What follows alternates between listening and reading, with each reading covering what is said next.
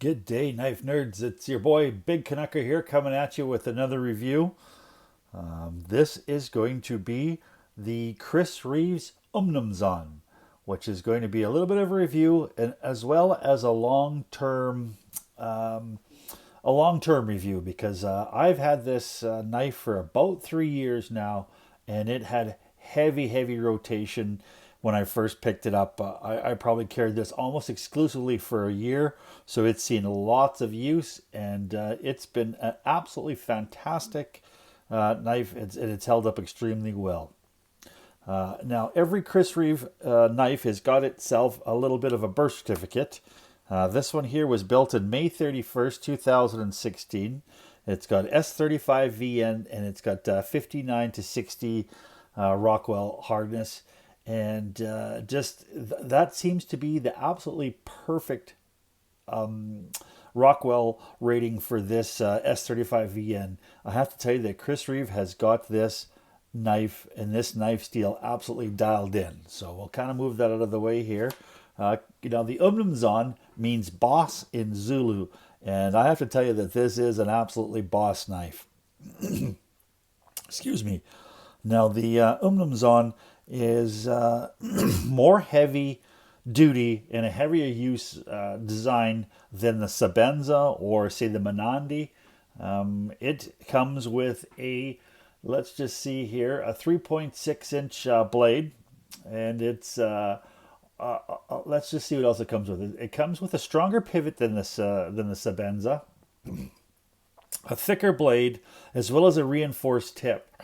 Now the titanium is actually a thicker titanium than the Sabenza too as well, and the phosphor bronze washers on this particular unit are quite a bit larger than your regular phosphor bronze washers. As well as these ones have got perforations in them. So if you take a look at them, if you ever open up an Umnumzaan and you have a look inside, you're going to see that it's got the phosphor bronze washers have got little holes in it. So your grease, and that's another thing here. Chris Reeves likes to use the phosphor grease, and it seems to work extremely well on this particular knife. It fills up those little pockets and it stays lubricated for a long time. Therefore, you don't need to take this apart and clean it as much as you would have to say something a little bit more easier use than this particular unit. And I have to tell you that this is, even though it is a hard use or heavy use knife, it is got the tolerances that Chris Reeve is famous for. When he builds his knives, he builds them to such close tolerances. When you open and close these knives, they almost feel hydraulic. That seems to be the word, is they click together so nicely. There's nothing like a Chris Reeves nice opening sound or closing sound. The detent on here, as I'm not sure if you can listen here, but it just, once it gets so close, it just sucks itself in there, and it has such a I'm gonna say satisfying click. Let's just see here. Some of the other things you might notice about this knife. This is not a stock Umnumzaan. I actually really love the feeling of almost a very shiny, smooth titanium. So this knife, if you have a look at the lock bar side, you'll see that your titanium is kind of got a little bit of a textured feel to it. Well, I took this off when I first got it, and I sanded it smoothly to an almost mere polish, and I really love the way that feels. So that, if there's any knock on the Chris Reeves knives, it's the fact that they develop snail trails on the titanium. You can just see the little bit of the wear, and some people call that a nice patina. To me, on the show side, I absolutely hate the snail trails on the titanium. Now, a few other things about this you'll notice about the Umnumzaan is the fact that it's got the Grant and Gavin Hawk thumb studs here, but it's also a stop pin. It's a really heavy duty stop pin. It prevents you from having to have an internal stop pin, and in this particular model, it's got some polyurethane O-rings over top of the stop pins, or the thumb lugs, so it will make a little bit of a muffled opening sound, and it's something that is completely unique of the Umnumzaan all by itself. Let's before we forget too far into this, let's go with a little bit of size comparison. We've got the Lucky Toonie here. We've also got the Spyderco Endura, which is almost a 4-inch knife too as well. This is a big knife. And then of course we've got the Spidey Chef that's right beside it here. I'm not sure if you can see it. There we go. We got the Spidey Chef to go along with that. The Umnumzaan and the Endura, just to give you an idea of the size of this knife. It is a big knife. Let's get those out of the way here. Let's just have a look here too as well. You've also got on the lock bar side, you've got the Chris Reeves designed integral lock. So it's actually called the Reeves integral lock. Some people call it a frame lock. It's also got the Reeves stop lock bar stabilizer that prevents you from opening it too far and perhaps bending it and changing, the way your knife opens and closes. I love the way this knife opens and closes. It is extremely satisfying to open it, to hear that little bit of a click, and actually to sit around and, with the fidget factor on this knife is extremely high too as well. Let's have another quick look here. The only thing that I would really say about opening and closing this knife is you're going to have to get used to this thumb stud. I happen to open this, and it's been very intuitive right from the beginning when I first picked up this knife, is to actually open it with the back of my thumb rather than the thumb pad. Some people really had a hard time opening it up, where I was instinctively use the back of my thumb pad, the back of my thumb rather than the thumb pad, and it opens up very well for me. Another big knock on this knife though is the fact that you've got on your lock bar, it is a little bit sharp here. So you have to develop a little bit of callus on your thumb, or find a different way to open it up. When I first picked up this knife, it took about a month of using the knife before I developed a good thick callus on the end of my thumb, and I was able to open and close this knife at will without any problems. All right. Let's go through a little bit more specs on here too as well here. So we've got the CPM S35VN, which is a crucible particle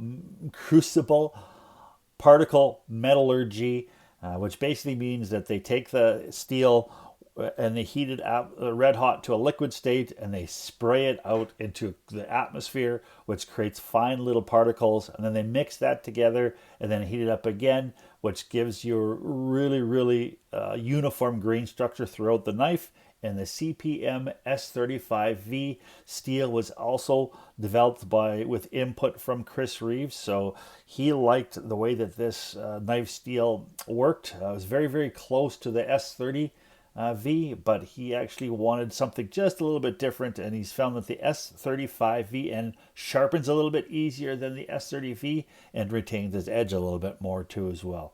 And that's something I have to say from having this knife and using it for the last 3 years, is it takes an absolutely wicked edge. Chris Reeves has got this steel completely dialed in. Some of my steel that I have out there, some of the knives I have out there, if I leave them sitting in their case for a while, it seems like a little bit of oxidation develops on the blade, and you give it a little bit of a strop and it takes care of it, and it gets extremely sharp. But this one here, when I hadn't carried this for about a year, I took it out of the case, and it was, it was still sharp, but it just wasn't, I think, biting sharp. I put it on my strop, and I stropped it for maybe 10 times aside, and it is absolutely hair-whittling sharp. It is one of the sharpest knives that I particularly own. I know. Sorry about. Let's go through these specs a little bit more. Like I said, the blade is S35V. It got 59 to 60 Rockwell. The blade finish is a stone wash, and it is a high hollow grind too as well. With your thickness of 3.6 millimeters, like I said, it's a hard use knife. The handle itself is 4.77 inches long, or 121 millimeters, and it is of course titanium, and all your other fittings are stainless steel too as well. So Your handle itself, your blade is actually 93.3 millimeters or 3.675 inches long.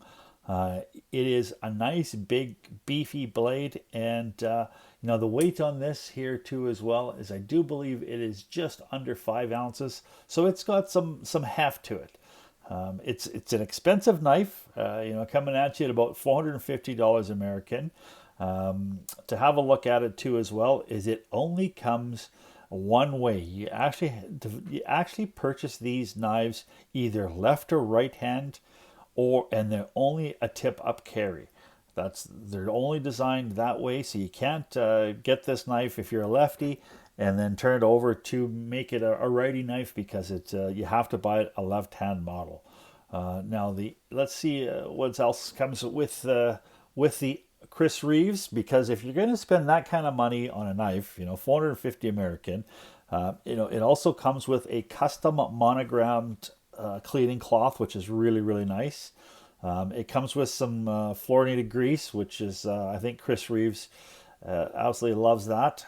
You also has a little bit of thread locker too as well. And it comes with your tools to open it up and clean it. And it also has a little T-lock.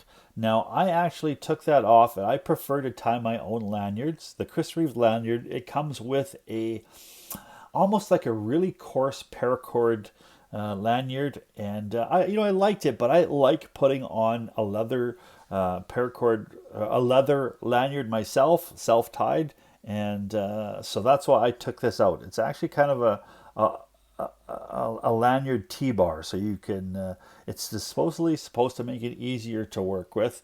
I just happen to like to do it myself. So that's what it comes with, and it also, of course, it comes with its birth certificate too as well, and you're going to get some stickers too, and it comes in a nice foam container too as well. So it is an extremely beautiful knife. They're actually built in the States in Idaho. So if you need to have this knife, if you want to have it sharpened or the spa treatment, you can actually send it back to Chris Reeves, and for $16, the shipping back to you, he'll actually have the knife sharpened for you in the shop. If you're a little bit concerned about sharpening a sub $500 knife, you actually used my KME sharpener, and it put a wicked edge on it. Not quite a mirror polish, but kind of a mirror polish in certain ways. But like I said, this is a user for me. It's not a safe queen, so it's got some scratches on it, and it's held extremely well too as well. The one thing here I forgot to mention is it has the ceramic detent ball, and that ceramic detent ball does a couple of things.